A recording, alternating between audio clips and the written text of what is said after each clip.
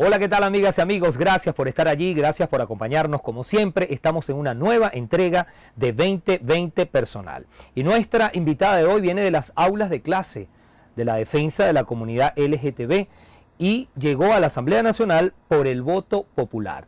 Queremos recibir en nuestro programa y le damos la bienvenida a Tamara Adrián, diputada. Gracias por acompañarnos. Hola, muchas gracias. Bien, le explico cómo lo hacemos con todos nuestros entrevistados.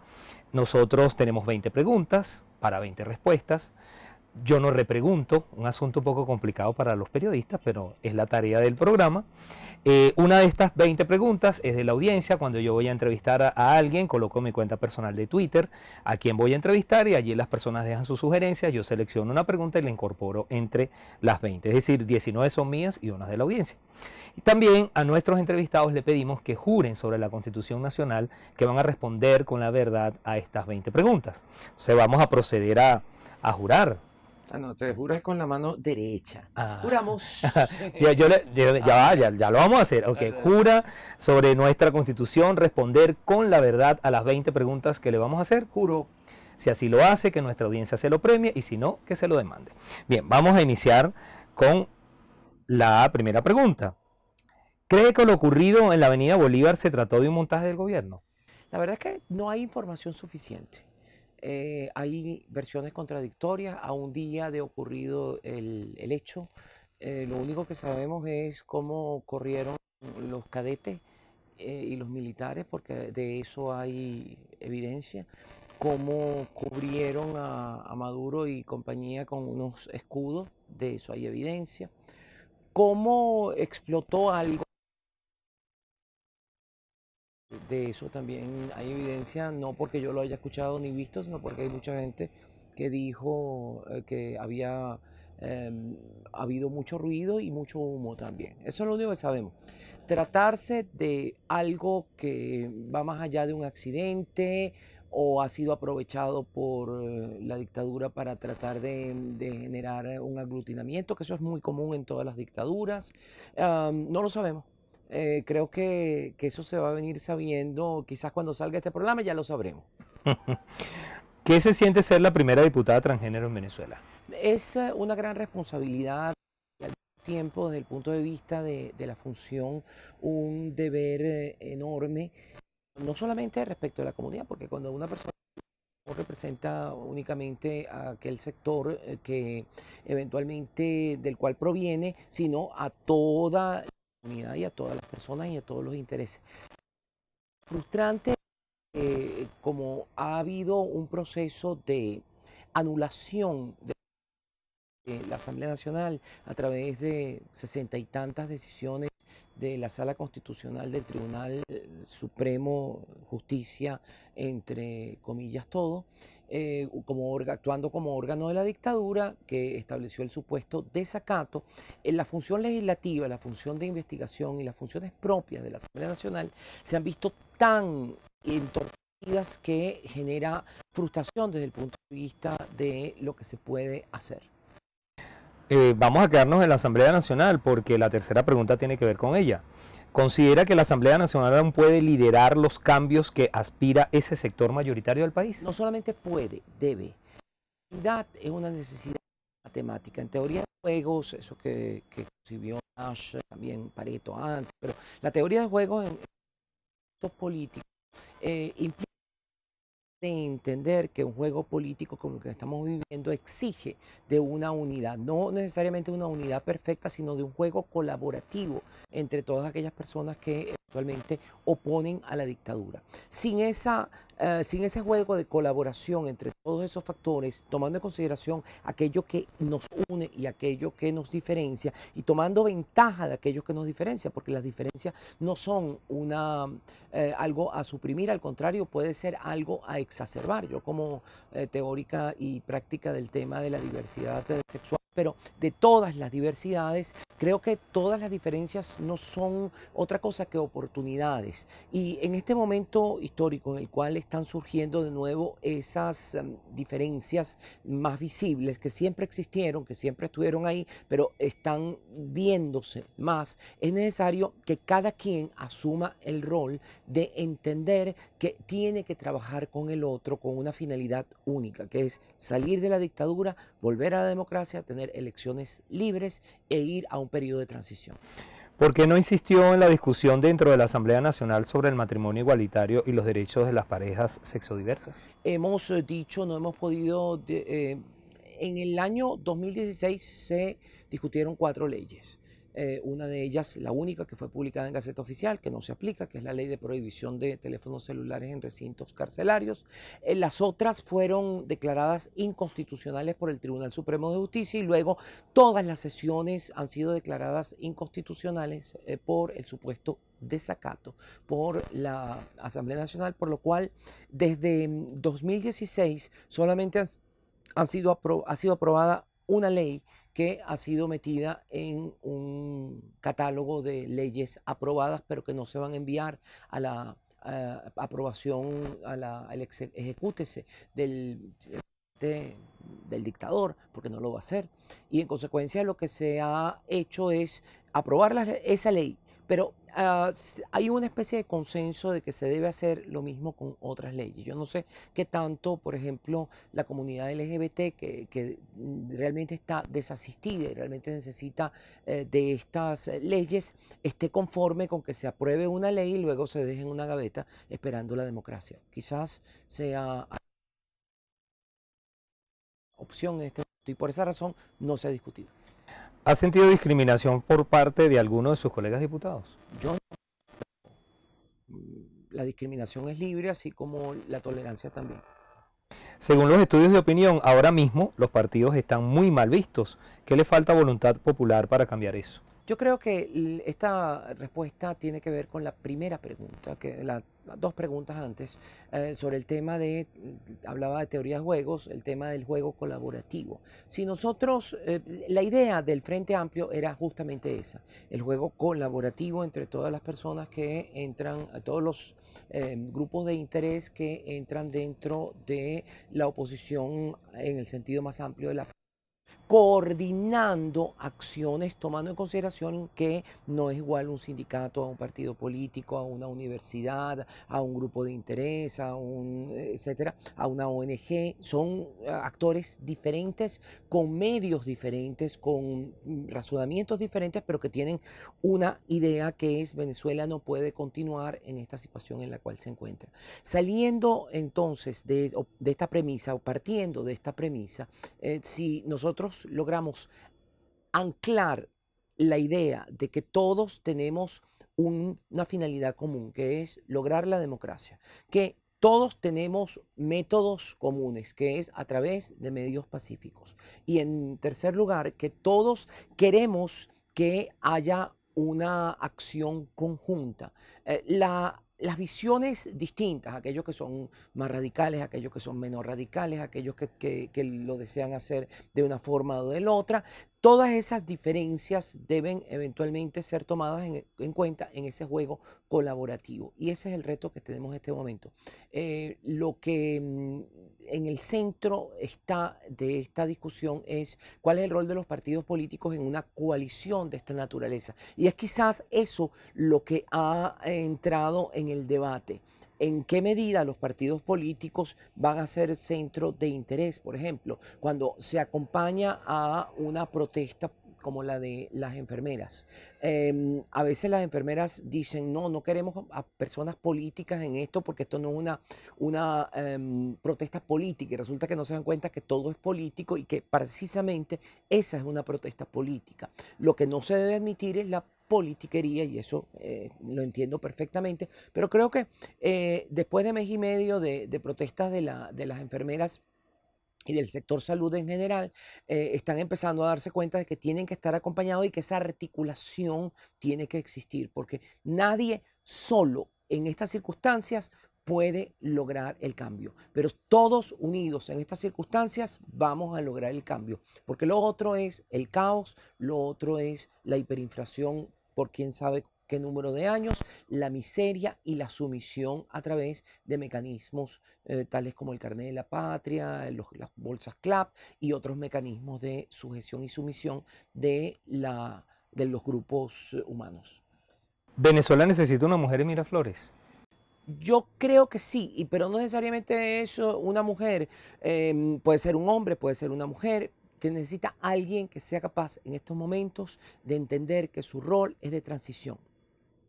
El rol de una transición es muy duro, es decir, los presidentes de transición tienen periodos muy duros porque tienen que tomar una serie de medidas de ajuste que son duras y que son las que aglutinan a la gente o dividen a la gente. Entonces, ¿cómo vender ese proceso? Quizás una mujer en este momento pudiera tener mayores capacidades para conciliar que un hombre, pero evidentemente es un tema ahora de evitar los egos y pensar en que la transición requiere de esa persona que esté dispuesta a sacrificarse y sacrificarse en el sentido más estricto de la palabra. No va a pensar en una reelección, no va a pensar en un futuro político, sino en 3, 4 o 5 años lograr aglutinar los factores de producción, los factores económicos, los factores sociales y los factores políticos con la finalidad de reconstruir una democracia en Venezuela que se ha perdido totalmente. ¿Usted cree, como lo dijo Luis Ortega, que la salida de Nicolás Maduro está cerca? Yo no puedo, como en la primera pregunta, dar una fecha. Yo lo que sé es que la situación actual de Venezuela es insostenible. El gobierno ha tomado una vía, como cayó la producción petrolera, como cayó la recaudación fiscal a niveles, en términos de bolívares reales, bolívares constantes, más bajos en prácticamente 60 años o 70 años. Lo cierto, la recaudación ordinaria, no la recaudación petrolera. La recaudación petrolera también por el hecho de la declinación de los pozos petroleros cayó a su mínimo y con los precios del petróleo aún bastante altos, como están en este momento, más de $70, es incapaz Venezuela de tener un ingreso en divisas mayor de unos 30, 32 millones de dólares diarios, con todo lo que eso significa desde el punto de vista de la estructura económica del país. Y lo que hizo el gobierno fue simplemente decirle Banco Central, y ya no se imprime, saque dinero a través de sus cuentas electrónicas y pónganlo en circulación para yo así poder pagar todo lo que tengo que pagar y cubrir los gastos. Y como evidentemente un dinero que no tiene respaldo, un dinero que no tiene respaldo en la producción es simplemente papelillo, pues entonces la gente lo siente así. Se le dijo de hace 3 o 4 años, vamos el camino de la hiperinflación. Y cuando no se nos escuchaba, lo más importante era hacerle ver a la gente que íbamos por acá. Y hoy, desafortunadamente, tuvimos razón. ¿Podría explicar el origen de su nombre como mujer? Tamara es un nombre sonoro, un nombre que se habla, se pronuncia igual en muchísimas lenguas y tiene esa posibilidad de ir de un país a otro sin que eso genere una reticencia. Por ejemplo, las personas que se llaman Jesús, Venezuela o América Latina, cuando llegan, por ejemplo, a Estados Unidos o llegan a Europa, alguien que se llama Jesús, eso es inaudito. Y así, o sea, estoy hablando de las dificultades de un nombre. Y me parece que es un nombre que eh, por su significado, que es la tilera en el desierto, es algo bastante interesante. Llegamos a la pregunta de la audiencia. La hace el abogado Raúl Alberto, @Raúl Escalona H. ¿Por qué te olvidaste de la comunidad LGTB? Raúl, ya creo que respondí esta pregunta, no me he olvidado. Ha sido imposible, hay un proyecto de reforma de la Ley Orgánica de Registro Civil que se sometió a la Asamblea. La posición que tiene, y como abogado lo entenderás, la consultoría jurídica de la Asamblea es la siguiente. Resulta que Para el año 2005, la Sala Constitucional del Tribunal Supremo de Justicia dijo, se puede reformar las leyes orgánicas de mayoría simple, porque en aquel momento no tenían la mayoría de las dos terceras partes. Y eso fue con la ley orgánica del Tribunal Supremo de Justicia. Luego, cuando el año pasado se quiso reformar otra vez la ley orgánica del Tribunal Supremo de Justicia, qué sorpresa, la Sala Constitucional dijo exactamente lo contrario. No, no se pueden reformar por mayoría simple las leyes orgánicas. Como la ley orgánica de registro civil es una ley orgánica, necesitaría de las dos terceras partes de la Asamblea Nacional y con el tema de los diputados de Amazonas, el llegar a esas dos terceras partes en este momento resulta difícil. Estamos explorando, sin embargo, leyes ordinarias o leyes especiales que no requerirían de las dos terceras partes, entendiendo siempre que cuando se apruebe esa ley quedará en una gaveta y no podrá entrar en vigencia hasta que lleguemos a la democracia. Pregunta número 11. ¿Nunca más habló con la madre de sus dos hijos? Yo no. ¿Militaría en un partido distinto a Voluntad Popular?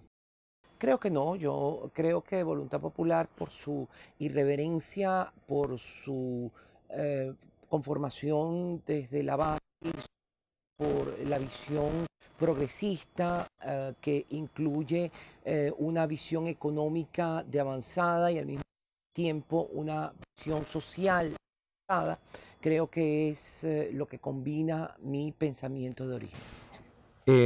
Pregunta número 13. ¿Cuándo fue la última vez que conversó con Leopoldo y sobre qué hablaron? Converso con Leopoldo en ocasiones bastante a menudo y por supuesto no personalmente porque nadie lo ha podido ver personalmente desde que le dieron cárcel en su casa. Tampoco lo vimos cuando estaba en la cárcel. Ahora está en la cárcel casa, pero es exactamente lo mismo. Al principio, sus dos hijos no le dirigían la palabra cuando se enteraron de su identidad de género. ¿Esa ya es etapa superada? Sí, absolutamente, totalmente, gracias a Dios. Pero cuando tú llegas por más que le llenan los oídos de cosas al comienzo, cuando tú llegas a los 18, 19 entiendes mejor la vida. Usted, como amplia conocedora de las leyes, ¿cree que están ajustadas a derecho las decisiones del TCJ en el exilio? Las decisiones del Tribunal Supremo de Justicia en el exilio son un hecho político que no puede dejarse de lado. Em, Tú puedes, desde el punto de vista estrictamente de la Constitución, decir eso no es un Tribunal Supremo, como lo dicen algunos del gobierno. Pero desde el punto de vista político, su entidad es tan importante como la de la Asamblea Nacional Constituyente, es decir, es un hecho político con el cual es un actor político. Después de sus 16 años de resignación sexual, ¿lo volvería a hacer igual o cambiaría algo? Absolutamente, ya no son 16, son 20, más, son como más. ¿Está arrepentida de haber incursionado en la política?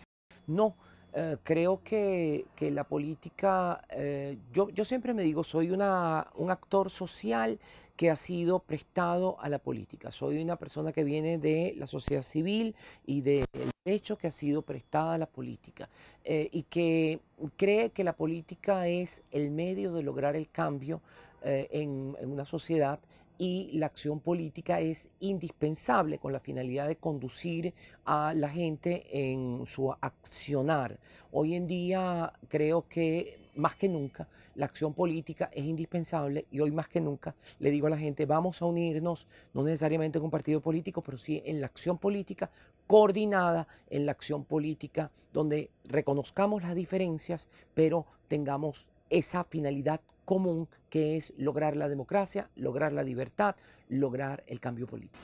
¿En qué se parece la película Tamara a Una mujer fantástica? Creo que son muy distintas y al mismo tiempo tienen cosas en común. La vida de todas las personas trans se parece. Se parece porque a veces digo yo que las personas trans pasamos la mitad de nuestra vida luchando contra nosotras mismas o nosotras mismos, para aceptar el dilema que nos ocurre, que no es fácil. Y en segundo lugar, pasamos el resto de nuestra vida luchando con el resto de la humanidad o algunos intolerantes para que esos intolerantes a lo mejor crezcan también. En que en una oportunidad, quise decir, quiso ser magistrada del TSJ. ¿Ya pasó ese deseo? Ah, primero, el TSJ no existe. Así que tú me hacías una pregunta, ¿el TSJ en el exilio existe? Yo te haría la misma pregunta, ¿el TSJ en Venezuela existe? Cuando tienes al menos la mitad de los magistrados, al menos 23 de entre ellos que no cumplen, que no fueron nombrados inconstitucionalmente y otros que no cumplen con los requisitos para ser magistrados. O sea, lo que es igual no es trampa, el mismo análisis es el mismo, pero el TSJ constituye un hecho político también. Es decir, nosotros estamos en una situación en la cual am, tenemos actores deslegitimados desde el punto de vista de su origen. El presidente de la República no es presidente, es dictador, es usurpador. El Tribunal Supremo de Justicia no existe. El fiscal general tampoco es fiscal. El contralor no es contralor. Y así sucesivamente. Pero de tal manera que el único órgano legítimo que existe en Venezuela es la Asamblea Nacional y por esos órganos ilegítimos fue confinado y fue coartadas sus capacidades. Por eso el gran reto que uno con esto es la Asamblea Nacional, sí, el órgano que debe liderar la lucha por la democracia, es la Asamblea Nacional el órgano que debe aglutinar las fuerzas diversas, no solamente de partidos políticos, sino también de grupos de interés, de ONG, distintos sindicatos, de grupos de profesionales, de sector económico en general y todos aquellos que creemos que Venezuela no se merece lo que está sucediendo y que Venezuela debe ir hacia una democracia. Ya llegamos a la última pregunta. ¿Por qué no le gusta hablar de su actual esposa y de su relación sentimental? No hablo porque a ella no le gusta estar en la palestra pública y se respeta ese deseo. Bueno, diputada, muchísimas gracias. Gracias a ti.